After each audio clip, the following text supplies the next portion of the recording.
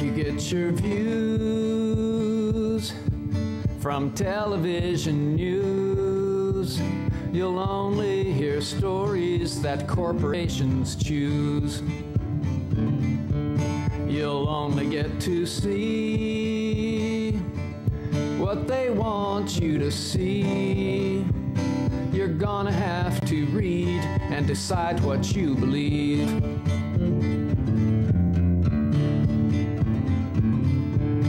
We all watched in horror 911. The planes hit the towers and the towers came down. Did you ever wonder how they fell so fast? Well, maybe that's a question that we're not supposed to ask.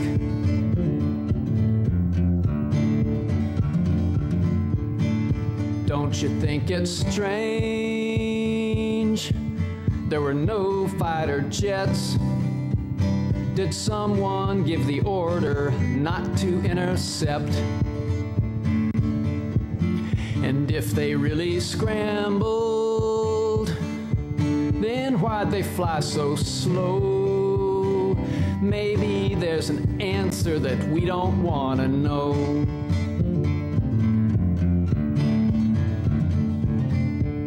And where was our president? Welcome to episode 11, the June 9th, 2012. 9/11 was an inside job. We have a number of things to talk about today, but people are always asking, why revisit 9/11? How come? Why don't you just let it go? It's old news now. Well, this is why.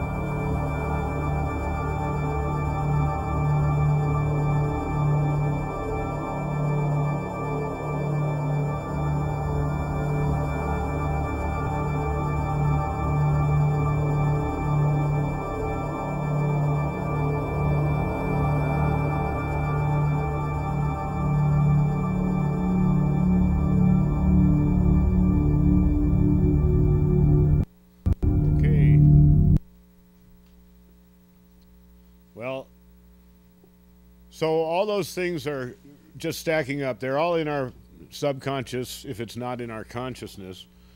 And the American ideals are going or gone. So what is good? What do we have to look at that can encourage us? Well, remember last show I reported on the wonderful decision made by Judge Catherine Forrest on the NDAA Section 1021, the indefinite detention part. Well, she issued what they called a preliminary injunction. And, well, she just got to hear the rebuttal of the Obama administration. They could have come back to try to appeal the decision, but they didn't even try that. And, of course, legally speaking, the whole reason that the injunction could have been issued in the first place is that the judge already determined that if they had gone to trial, they would have lost. But the Obama administration, being sinister, this is sinister. I mean, they're working as hard as they can to take away your constitutional rights.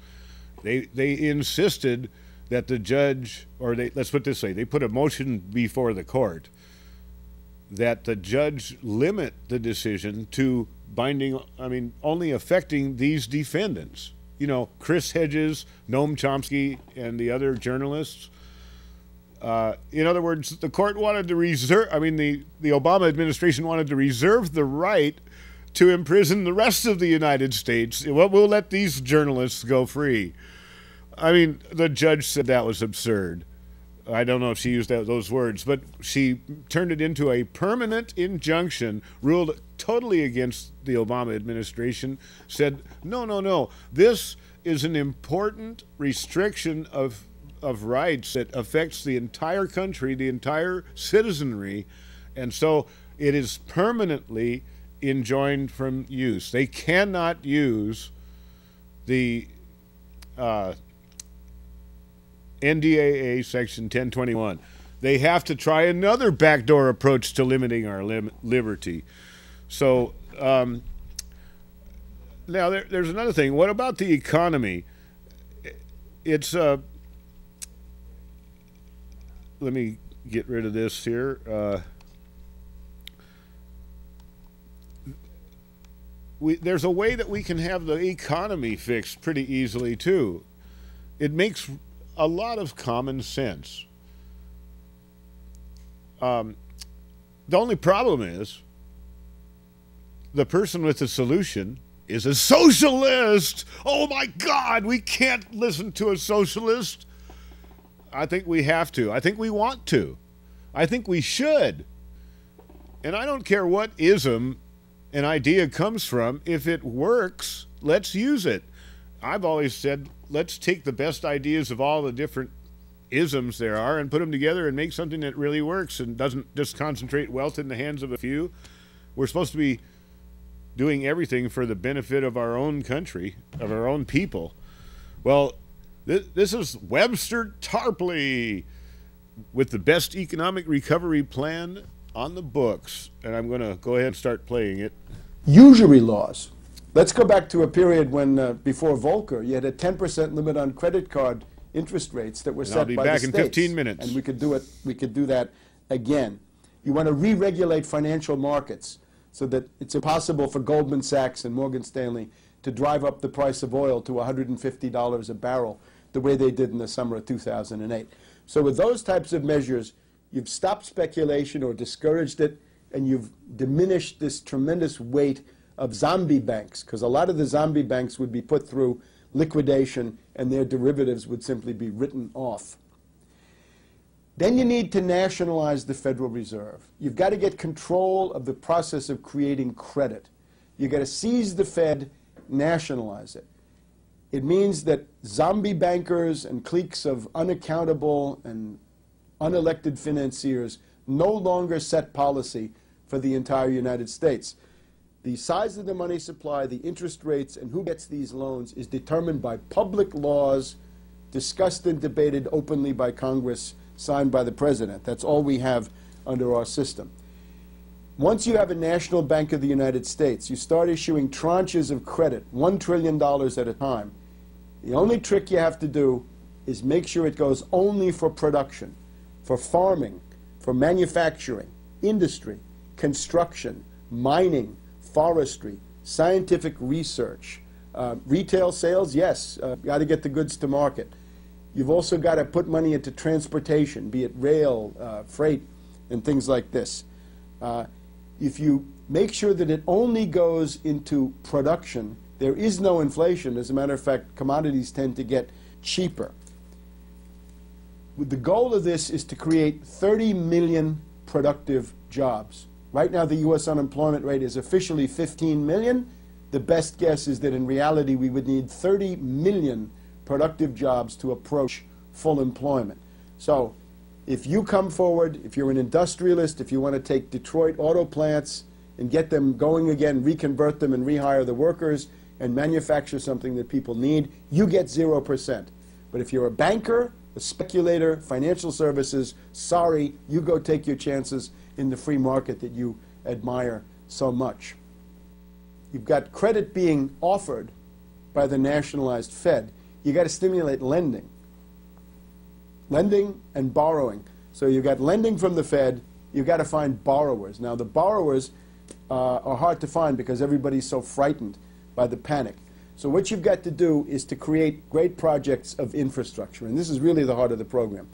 You've got to say that the money coming out of the Fed as 0% public credit goes into specific infrastructure projects that we know will increase the capital stock of the United States and increase the productivity of labor. The first thing you're going to need is 50,000 miles of the most modern maglev rail. Rebuild the entire collapsing transit systems, be it passenger, freight, commuter rail, with the most modern maglev technology, pioneered by Germany and now being used in Japan and China, but not here, even though the technology came out of the U.S. 1,000 hospitals with about 500 beds each. You want to have medical care? First thing you need is hospitals. We've lost 1,000. In the rural America and inner cities, hospitals are hard to find. People die from heart attacks because the hospital is too far away. Build 1,000 of the most modern hospitals, and you will get up to what was considered the minimum rate in the Hill-Burton law of 1946. It said we should aim at 4.5 hospital beds per 1,000 population. Right now we're at 3.2, so we ought to build those hospital beds. We would need 100 nuclear reactors of the most modern type, fourth generation, high temperature, pebble bed reactors, 1,000 to 2,000 megawatts each, to maintain an electricity grid and to replace older reactors that are now becoming increasingly obsolete. You've got to rebuild the entire interstate highway system. It was a great thing under Eisenhower, the biggest road building project since the Romans, but it's now falling down. The Minneapolis Bridge over the Mississippi River, bridges in Connecticut and elsewhere. That has all got to be rebuilt. The other thing is water systems. Drinking water, sewage treatment, wastewater, canals, and irrigation. All of that has got to be rebuilt from the bottom up. So you put that together, 100 reactors, 1,000 hospitals, 50,000 miles of maglev, the interstates and the water systems. You have created millions and millions of high-paid jobs in creating capital goods and infrastructure of permanent value. This is not consumer goods. This stays with you and gives you a permanent advantage. The other thing you need is science drivers. Remember the NASA moonshot. It generated the spin-offs that gave you computer chips, and the whole computer-based economy came out of the space program. So let's do that again. Let's put $100 billion each, first into high-energy physics. Let's get into lasers. Let's get into thermonuclear fusion power and other advanced scientific applications. Second one is Moon, Mars exploration, colonization on a permanent basis, and industrial production. Do all this, obviously, together with other interested countries. But let's begin to go into space on a permanent basis and use that for economic benefits. The third one is biomedical research. You're talking about health care. The only way you can save costs and spend less money in health care, other than genocide, is to find cures. You want to save money on cancer? Don't deny people treatment. Find a cure. Cure it. Diabetes, heart disease, and all the other dread diseases can find cures. So begin to put money into that, and obviously make that an international program too. The fourth point is, while you're doing all this, you got to keep people alive. So you got to maintain your social safety net. Full funding at enhanced levels for Social Security, Medicare, Medicaid, unemployment benefits, food stamps, minimum wage, and all the rest. And you've got to think about health care in particular. Obama is interested in looting health care. The worst thing that Obama wants to do, in my view, is to cut $500 billion out of Medicare. You've got to stop that. The only way you can save money is to find cures. The fifth point is world trade. The way out of a depression has to do with stimulating world trade and building it up. Right now, world trade is 1/3 below the level of 2008. So in the depression so far, we're down 33%, and that seems to be headed downwards again. So you've got to have an international monetary approach to this, set up a system with fixed parities, gold settlement, the yen, the euro, the dollar, the ruble, the Arabs, the Latin Americans. But the goal of this is not currency stability or anything to do with monetarism per se. It's to start high technology capital goods exports from those Detroit auto plants that you've reconverted and other facilities in the U.S. Start exporting hospitals. Build 1,000 hospitals for China. Build 1,000 hospitals for Russia. Then look at the great projects of world infrastructure that remain undone. Look at the Bering Strait Bridge Tunnel. Look at the one for Gibraltar, for the Straits of Sicily. Connect Japan to the Asian mainland. Do the Congo-Nile equivalent to the Tennessee Valley Authority. Do the same thing for the Amazon, the Orinoco, and the Rio de la Plata. Do it for the Ganges, Brahmaputra in Asia, and the Mekong as well. In other words, get the great projects of world infrastructure that have been on the drawing boards now for decades and do them. That means a Cape to Cairo, Dakar to Djibouti, Maglev.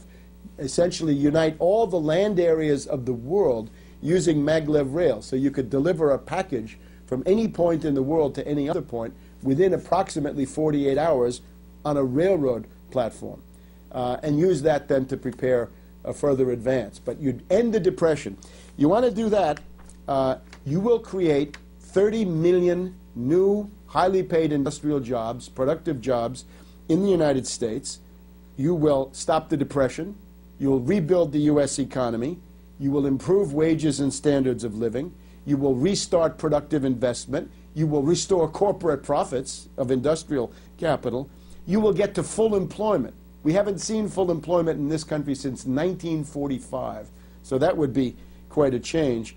And you will have increased levels of capital investment per job, which is the key for getting actual profits out of this. My estimate is that you'd be back into a budget surplus within 5 years, and you'd have a trade surplus within 5 years or less. One of Detroit is, you look at those factories, right? You can still see Henry Ford River Rouge plant. You can see the various plants of the big three automakers which have absorbed other companies over the years. Those factories could lift the world, and now they're closing down. Why should we have an empty auto plant and unemployed auto workers when people around the world and in this country need the products that could come out of those factories? Why don't we nationalize the Federal Reserve and get those auto workers back to work reconverting auto plants to build things like tractors for African farmers?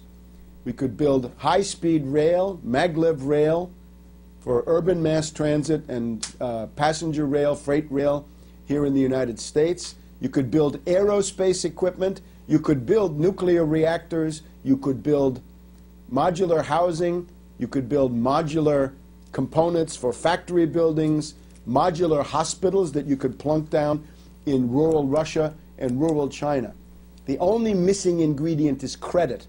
You go to Bernanke and say, Ben, I need a loan from the Federal Reserve to reconvert the Detroit automakers. And Ben says no. He says, we have 0% credit, but only if you're a bank. Not if you want to produce, only if you're a parasite, only if you want insurance, derivatives, credit cards, and the rest of it. But if you want to actually create a tangible physical product, a manufactured commodity, we have no time for you.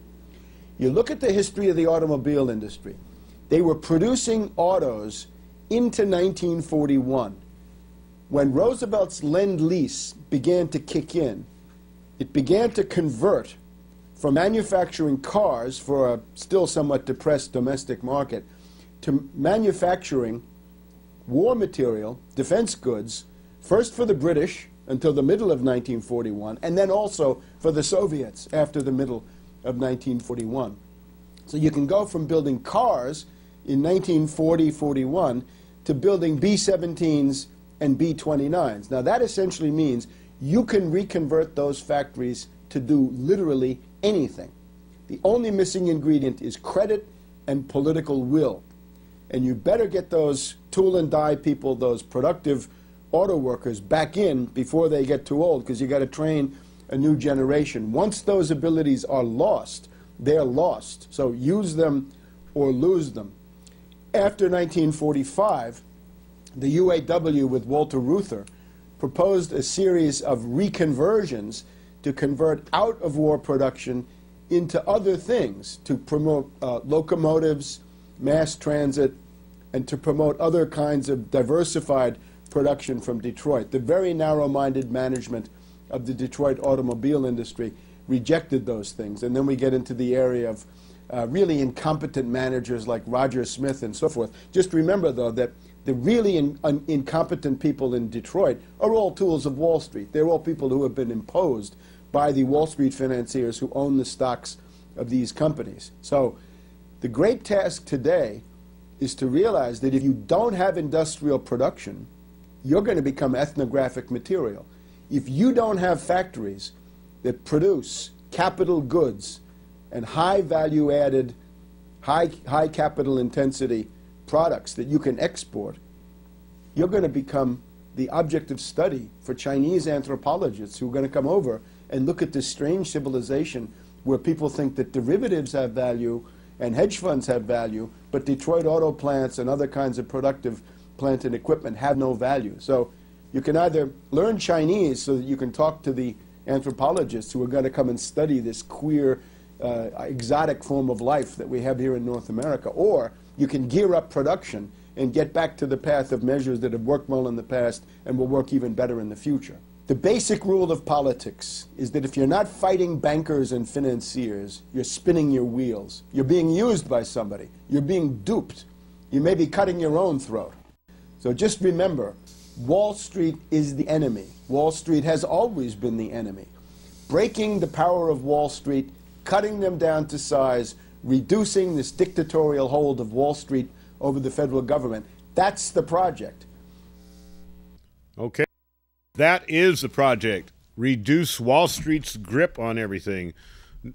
So what we're going to do now is, if I can get everything working here again, we're going to pull up, it's kind of an unauthorized version of the brand new movie put out by Architects and Engineers for 9/11 Truth, of which I am a proud member. And, you know, I've done a lot of speculation on this show, and I label it as such, but Architects and Engineers for 9/11 Truth don't engage in the speculation. So I'm going to put forth, you know, something here that's just plain straight science. This is, well, a rather long, sneaky clip from the movie, but you'll have to wait until you get a copy of the movie yourself, and it's for sale, so you might not get it right away. Wait until it gets all over the net. But here's a good chunk of it, so you'll know how good the movie is. It's really very good. So here we go. The oxidant to allow the incendiary thermite reaction to occur, even underwater.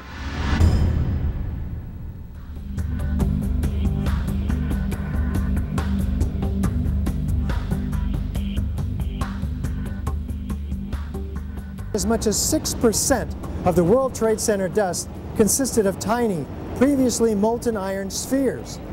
What does this tell us about the temperatures generated in the tower's destruction?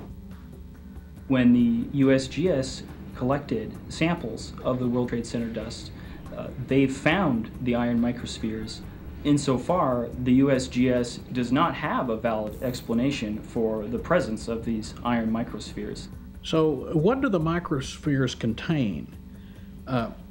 Iron is the main element, and then it has smaller portions of aluminum, sulfur, a trace of manganese. Most of them are less than about 1/10 of an inch in diameter, and they're spherical.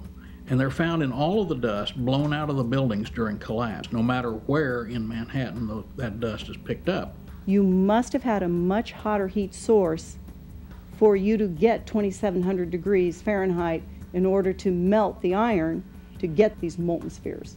Your heat source must be something like a chemical reaction, an exothermic chemical reaction that reacts, in the case of thermite, reacts at 4,500 degrees Fahrenheit.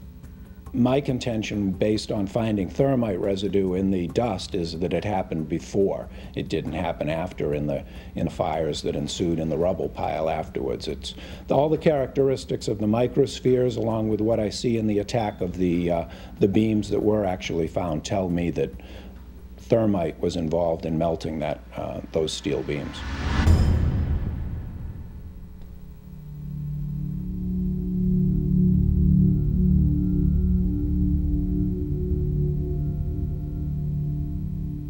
Out of the ashes of the World Trade Center devastation rises the Freedom Tower, whose foundation, however, is shrouded in question. For example, in the World Trade Center dust, an international team of scientists find an advanced form of highly energetic nanothermite composites. What is it, and where does it come from? In the dust, we found what we characterize as unreacted thermitic material in the shape of some very tiny red-gray chips, which have different properties. Most importantly is they're still reacting, some of them, and in the reaction they produce molten iron, which is the prime indication of a thermitic reaction. And such a reaction can be used to destroy steel structures. What we have found is a modern version of thermite, which we call nanothermite, which is produced in a different way. It is not just two powders being mixed. The material is actually built from the atom scale up. We call it the bottom-up procedure, which is what you do in nanotechnology. The ingredients are much smaller, which means they're reacting faster and they're more easily ignited. The primary elements in the red material are aluminum, iron oxide, as well as silicon and carbon. The iron oxide appears in faceted grains, approximately 100 nanometers across. The aluminum appears in thin platelets, about 40 nanometers thick. It is the small size of the particles involved in this material that allow us to characterize it as nanothermite. In ordinary thermite, the particle size is much larger, and hence ordinary thermite is an incendiary, whereas as the particle size becomes smaller and smaller, super thermite is sometimes called. This red material contains also a significant amount of carbon, and the formulation of nanothermite as described by national laboratory publications also implies the presence of carbon, very typically. The organic is used with nanothermite in order to produce gas, and that is a very high pressure gas. We do have descriptions from the Livermore National Laboratory in particular of how they fabricated this material, but to fabricate it is not so easy. This is discussed in our paper in the Open Chemical Physics Journal, published in April of 2009. So far, none of these papers have been refuted in the literature, the scientific literature. So that means they are unchallenged in the scientific sense. They stand as an indictment, really, of the official story of 9/11. I've independently seen thermitic activity within 2 separate independent samples of World Trade Center dust. One of the things I'd like to stress about these chips is that they really shouldn't be there. They're not a natural formed agglomeration of aluminum from the aircraft or materials that were in the building and iron oxide that got knocked off. It isn't just a haphazard bringing together of iron oxide and aluminum, which is the basic components of thermite. This is a material that is made up of nano-sized particles that are all very uniform, very symmetrical. This cannot be paint. Paint does not have these exotic properties. It's impossible. There was actually some significant findings in the residue. After igniting these chips in the DSC, we found microspheres. But the significance of the calorimeter cannot be understated here. Many of these spheres had the exact or identical composition or very similar composition as the spheres that Steve was finding in the dust samples. They were also very similar to spheres found in thermite, in commercial thermite. There were no microspheres found in the paint sample that had been ignited in the DSC. We also took paint that came off of the WTC steel and looked at that in the SEM and did a compositional analysis of that and found that it was not similar to the red-gray chip or the red layer of the red-gray chips. So it wasn't, the red-gray chips are not the primer paint that was used on the WTC steel. This is material that is of military use that really shouldn't be there.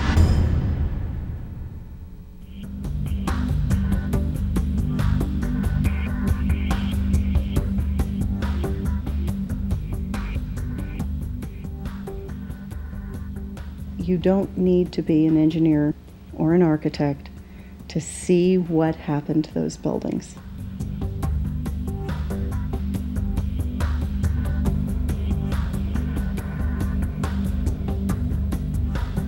Any honest investigator would be looking at this and looking for explosives and so forth. The NIST investigation didn't go there. They just would not look for explosives. This has been the work of independent researchers, not NIST. So the preconceived notion of NIST is that there's no evidence for explosives, and so there's no point in looking. That is the most unscientific thing that you can possibly think of, not to look because you don't expect to find evidence, and in fact the evidence is overwhelming that these red-gray crystals are very high temperature incendiaries. They state these conclusions for which there's virtually no evidence, and then they ignore conclusions that can be drawn from the evidence.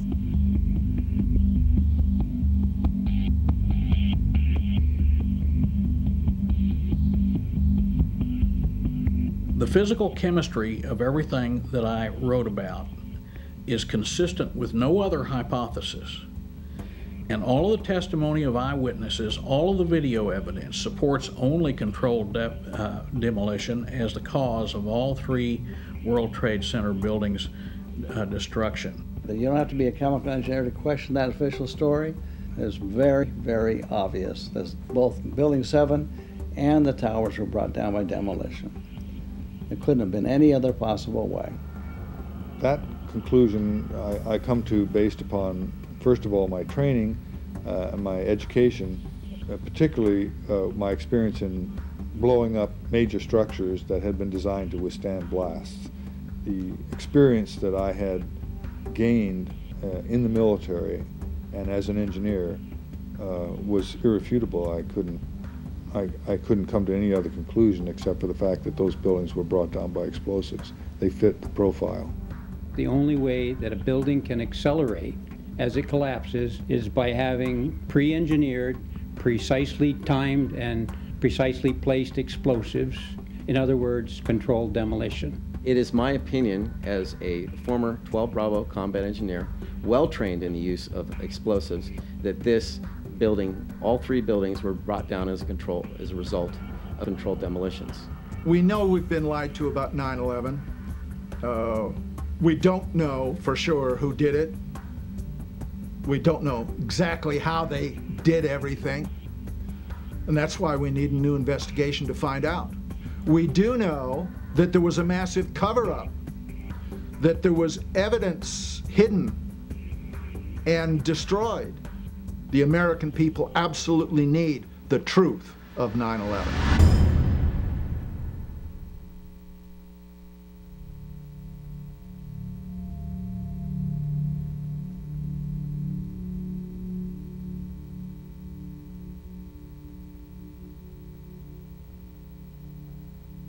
In my 37 years of experience as a structural engineer, I've never seen modes of failure such as have been exhibited in the case of these buildings, and that's why I feel that we need a new independent investigation to explain the destruction of these three buildings.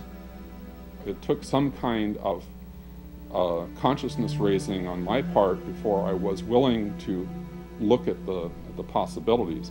And really, you need to go where the evidence leads.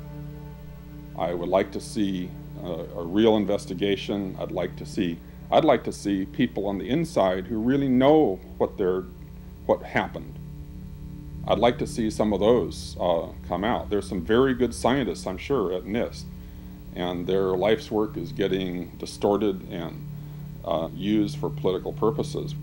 So what I'm looking for is a new investigation where all of the original information and tests and hypotheses are re-examined, as well as the ones that have surfaced since, the new ones, including the allegations of controlled demolition. Let's look at it objectively. Let's look at the evidence, not these fabricated computer models and hearsay and all these predetermined conclusions. Let's really open it up again and investigate this thing properly and then come to conclusions.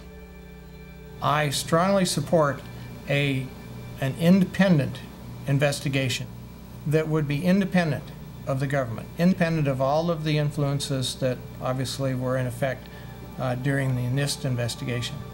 We need to have an investigation of NIST themselves. I believe that the reports that came out are not true. I believe there's a lot of information that was omitted, blatantly or otherwise. And at Firefighters for 9/11 Truth, that's what we're asking for. Is we're asking for an investigation that follows national standards. 3 skyscrapers were taken down in a controlled demolition, and all we're asking for is a new investigation, and the NIST also will investigate the dust for remaining explosives. And we need the truth because our nation has invested so much in the official story of 9/11 and in terms of what we have assumed that has happened. And we really can't go down the same road without knowing what actually happened. What happened on 9/11 is not something that is just going to go away. This is very pertinent to us today. I wish to further the investigation, and I want to make a difference because I want this to be a safe and better place for my children. I signed the petition on the Architect and Engineers 9/11 Truth website mainly because I wanted to stand behind the families that lost people on 9/11. The 9/11 Truth movement was started by the families that lost loved ones on that day, and they were all out there alone screaming for help, and our own country was ignoring them. We have a professional responsibility, and I urge every engineer and architect and demolitions expert and anybody that has any knowledge in this field to examine the evidence and stand up and be counted, because the rest of the world is depending upon us.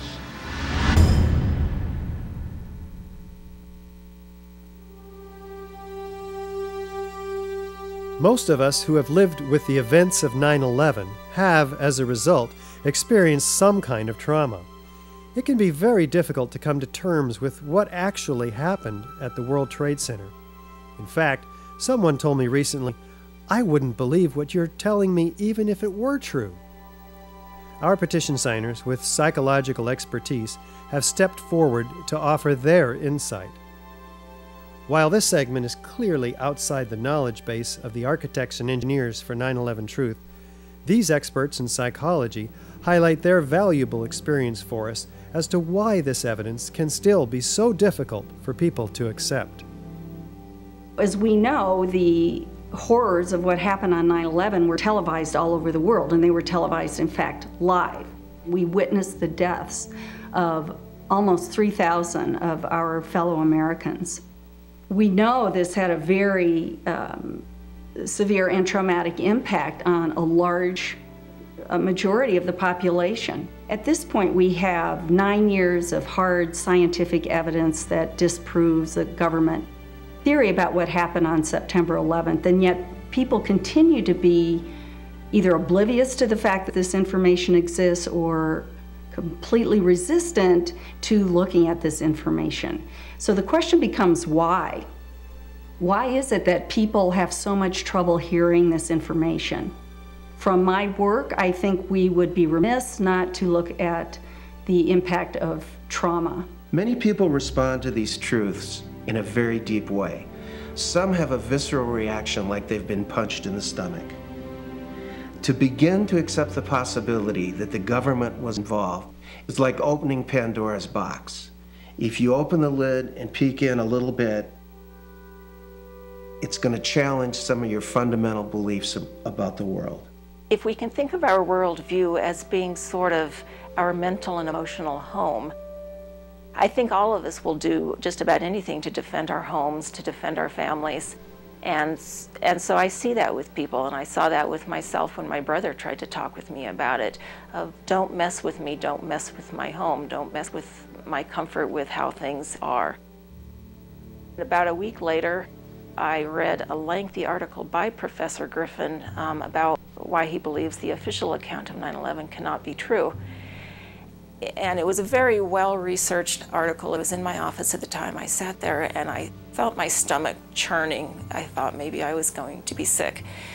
And I leaped out of my chair and ran out the door and took a long walk around the block, around several blocks, and just broke down. I understand now that what was happening was my worldview about my government being in some way my protector, almost like a parent, had been dashed, and it was like being cast out into the wilderness, I think is the closest way to describe that feeling. And I sobbed, felt like the ground had completely disappeared beneath my feet.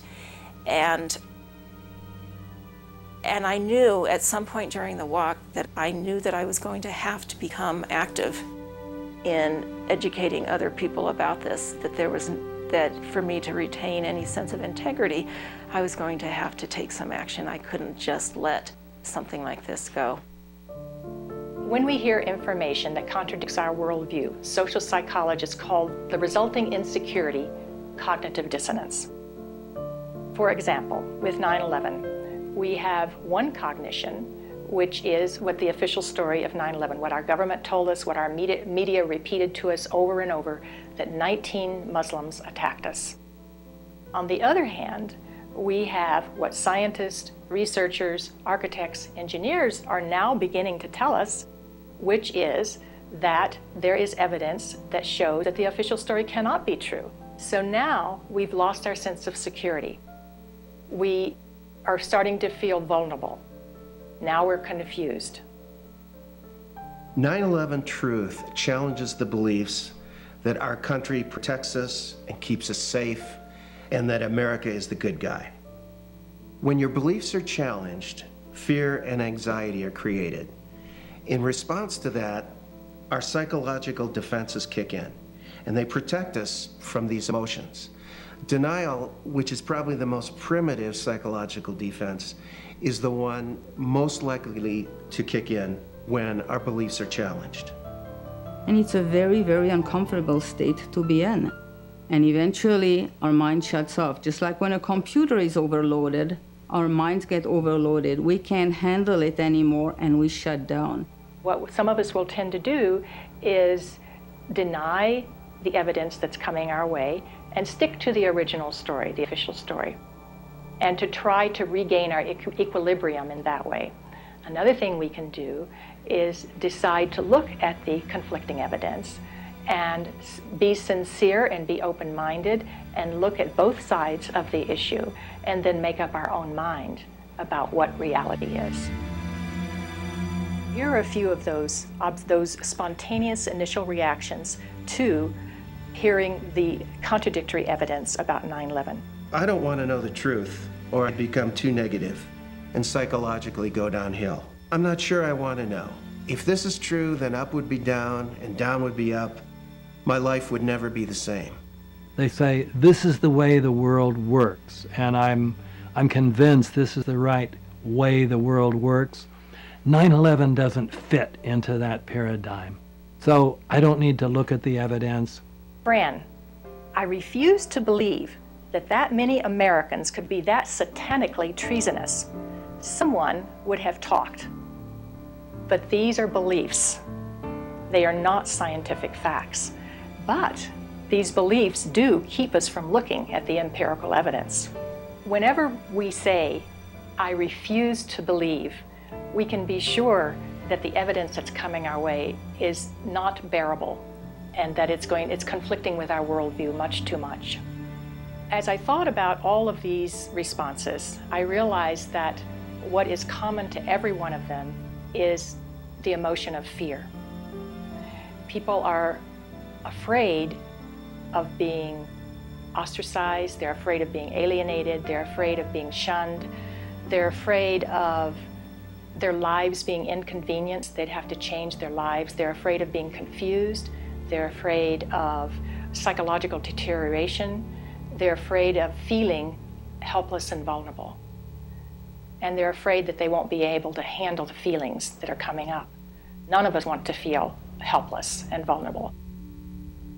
Healing comes through facing the truth, experiencing it, allowing the feelings to come in, so that if there are feelings of fear that perhaps these events were caused by something that we haven't thought about yet, dark elements within our society, for example, we'll let that come in and explore it. Let the light shine on whatever happened. This will be the most healing process. The Germans did this after their war. The South Africans did this after apartheid. Reconciliation through the truth is what is a deep path to psychological recovery from the myths and lies around which this historic event has been cloaked in the official view. One of the ways to deal with the trauma is to find the answers. That's why I think it is of such importance to have a comprehensive investigation. To work together to expose what happened, regardless of where the evidence takes us. That's what we expect in our state government, law enforcement. I think that by putting science together with the law, we will have a psychological healing around the impossible cognition that has been produced on that day. After World War II, part of the way that Jewish people honored the dead was by making sure that the truth was known and that the value of these people was respected. Not pursuing the truth about 9/11 disrespects the value of the life of the people that died. Thinking that we're above such things, that it could happen in other countries, but it couldn't happen here, that's a lack of humility, and that's excessive pride. And so not being able to see our dark side or our weaknesses is the most dangerous thing. A feature of American history that makes us particularly liable to this pride is this notion that's called exceptionalism, that America is the exceptional nation. And that began from the beginning. As this country was formed, the people would say, well, there was so much evil in the European countries, so much cheating, so much lying, so much using the people for the ruler's purposes, but not in America. We have leaders that are free from those sins. So I think this has made 9/11 particularly difficult for Americans. So we need to understand that questioning is patriotic.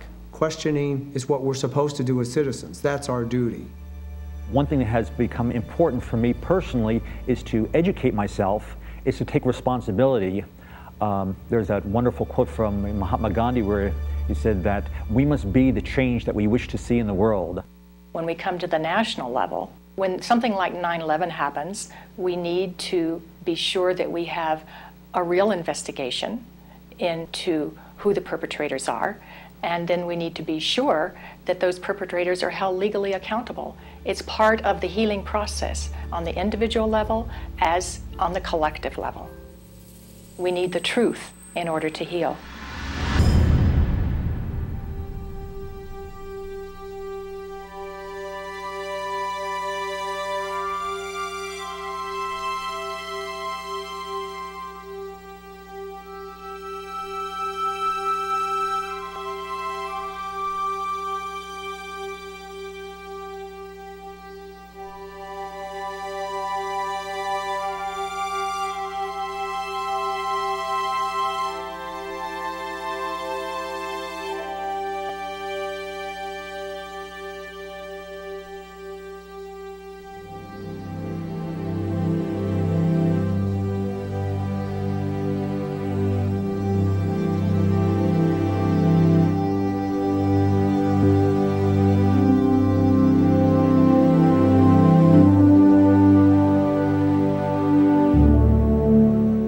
name's Bob McIlvaine. I'm from right outside the Philadelphia area, and I'm the father of Bobby McIlvaine, who was killed in the lobby of the North Tower on September 11th, 2001. He was one of the first 10 bodies found. We took him home that week. We were one of the few. I finally found the doctor who examined him. All his injuries were in the face, the front of his face was blown off, massive cuts in his chest, and his right arm were blown off. To me, that means explosion. What happened on September 11th was the tragedy where Neil was on Flight 175 and it crashed into the second tower. And I can't imagine what happened to him. My brother was my best friend. David has always been a firefighter. My brother went in to save people's lives. I'm a family member trying to find out the answers to the murder of 3,000 plus people. I'm Jane Policino. My husband Steve was 48 years old when he was killed on September 11th. I have no identification. You know, why is that? It seems to me we should know why over 1,000 victims there are no trace for, and no identification, no trace of over 1,000 victims.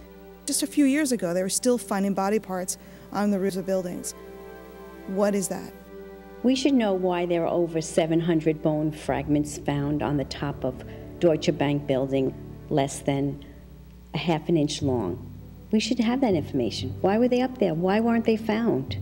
What kind of explosion was there? And the explosions were brought up many a times, talking to firemen, talking to medics, talking to everyone. Everybody talked about these explosions. I want the officials that are in power to ask the questions. I want answers. Please look at architects and engineers. People all around the world, scientists, all around the world are questioning this, that these towers could not have come down. When you bring science into the equation, that's so important because you can't argue against science. And there's some deep, deep explaining to do. Provides the oxidant to allow the incendiary thermite reaction to occur, even underwater.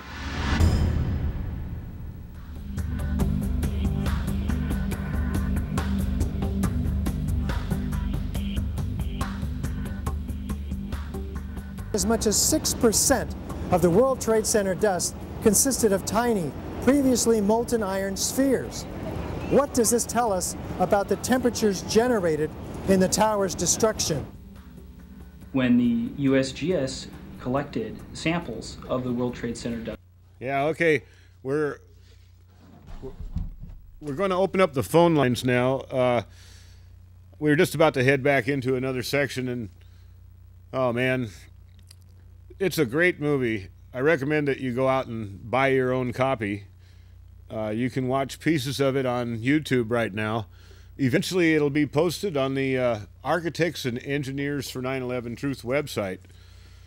Now, our next show coming up on the 23rd is going to be a canned show. We're going to tape it next weekend on Saturday. By the way, if anybody wants to come down to the studio and be a studio audience, we're always open to that. For a while, the PDX 9/11 group here in Portland kind of was dropping by, and they got tired of it after a while. But they actually meet on Fridays twice a day, I think. Or no, it's Friday night and Saturday morning. That's what it was. Sorry, guys, I didn't mean to get your plug wrong there. But we only have 3 more minutes on the show. Oh, we do have a call. Okay, I was just going to ask people to call in because, you know, I don't open it up for phones very often nowadays. Sorry. But go ahead, caller.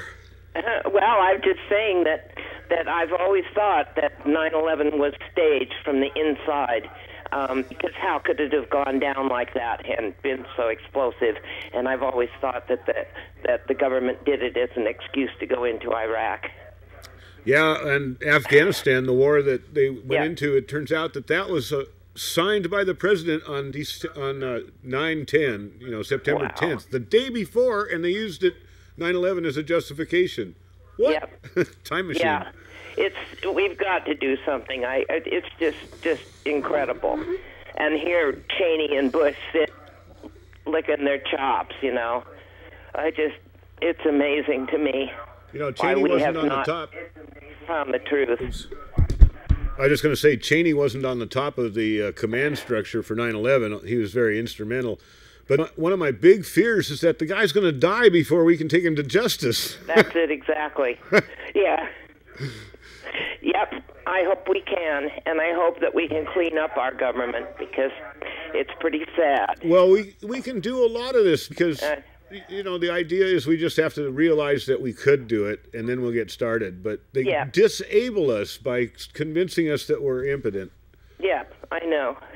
And you know, I look around. I'm old enough that I was very, very active in the '60s in the protests of Vietnam and Me too. civil rights and all that stuff. And I know that we can do it.